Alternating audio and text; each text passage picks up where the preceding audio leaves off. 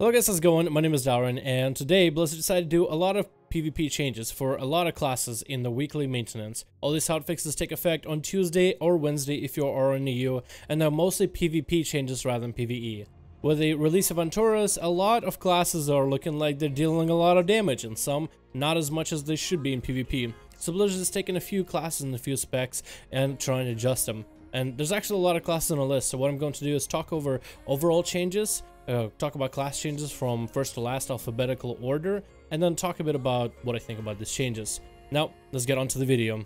First of all, player versus player combat, intellect, strength, and agility and versatility granted by Concordance and Legion Fall in PvP situations has been reduced by 65% for all players and was initially reduced by 60%. That means your starting Concordance as well as how much you gain per point that you put in. So if you're somebody who's been putting a lot of points into Concordance and been enjoying a lot of damage in PvP, Blizzard is going to be nerfing a lot of classes with this, healing and damage wise. Frost Death Knights. Frost. Pillar of Frost increases your strength by 12% in PvP situations. Was originally 20, so they almost half the damage that you can do with Pillar of Frost, which kind of sucks for Frost Death Knights, especially when they had such a strong train ability for their class. Frozen Core also increases your frost damage dealt by 5% in PvP situations, was originally 10. So they are basically took Frost Death Knights and tried to nerf them as best as possible. Druid Balance. Solar Beam's persistent silence effect can no longer be avoided by jumping, which I guess is a good thing for balance druids. I had no idea you could jump through Solar Beam and just avoid that silence, which I think will make it a little bit nicer and easier to counteract it. Hunters. Scorpion Sting can no longer be cast while stunned. I had no idea you could cast it while you're stunned. And specifically for marksmanship, TNT should no longer cause enemy targets sending at maximum range of bursting shot to ignore bursting shot's disorient effects. So apparently if you are at max range of a bursting shot and you get knocked back, I guess you could ignore bursting shot, which happened to me on my rogue a few times, so it's a good thing that they're just fixing the bug. Mage Arcane, your PvP template for intellect has been reduced by 4%. So I guess somebody who was running around playing Arcane and hitting it a little bit too hard, weren't they? This is going to be a small change, doesn't really affect Mage too much in my opinion. Monk, Mistweaver, Blackout Kick, damage increased by 10% in PvP situations, and Rising Sun Kick, damage reduced by 10% in PvP situations. I'm guessing this is to help kill totems and deal decent damage without really banking everything on a Rising Sun Kick. For Windwalker, Blackout Kick, damage increased by 10%, Fist of Fury, damage reduced by 5%, Ride the Wind now correctly stacks with other movement increasing spell effects and other effects, and Rising Kick damage has been reduced by 10% in PvP situations. So there initially goes a lot of your burst damage and a lot of your good sustained damage, and then giving it a lot of it to Blackout Kick. I'm not sure how often monks use that. Priest, Holy, Ray of Hope final damage is no longer reduced by damage reduction abilities. Interesting.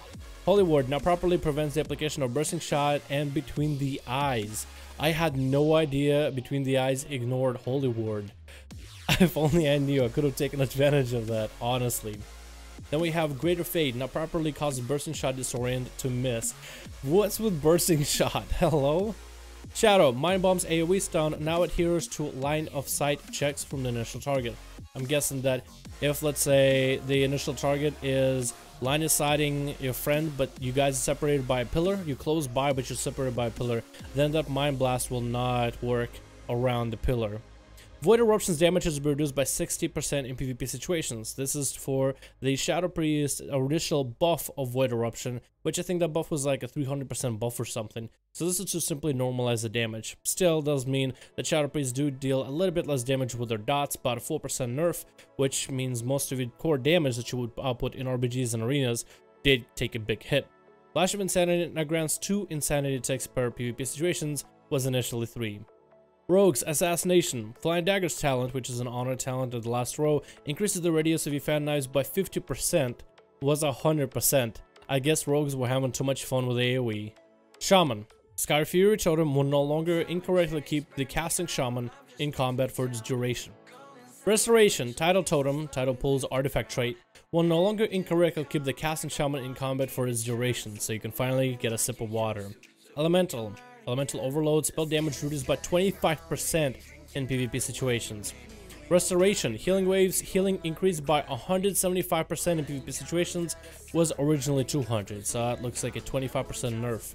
Warlock, Demonology. Implosion damage reduced by 30% in PvP situations was originally 20. I guess Implosion was dealing too much AoE damage, even though I don't really see a lot of people using it. Destruction. Cremation now deals 3% of target's health, was 5%, as if Destro really needed a nerf.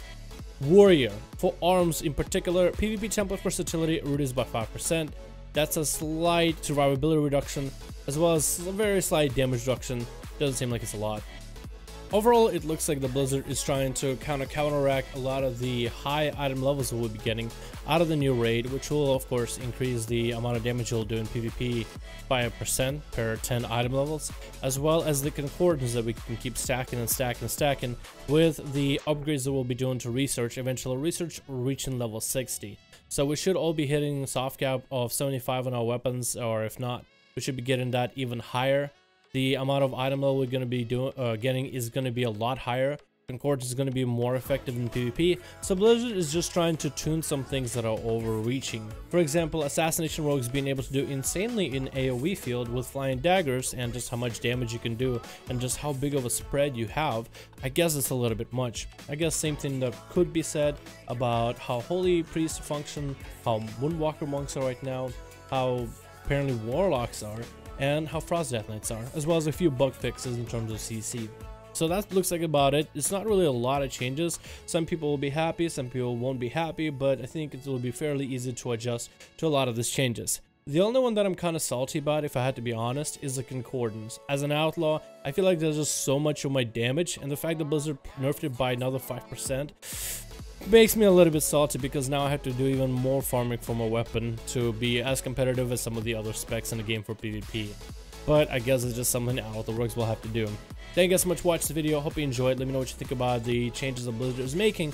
Do you like him? Do you not like him? Or are you a Frost Death Knight and you're now unhappy that they almost cut your burst by half from Pillar of Frost? Thank you guys for watching. I'll see all of you in the next one.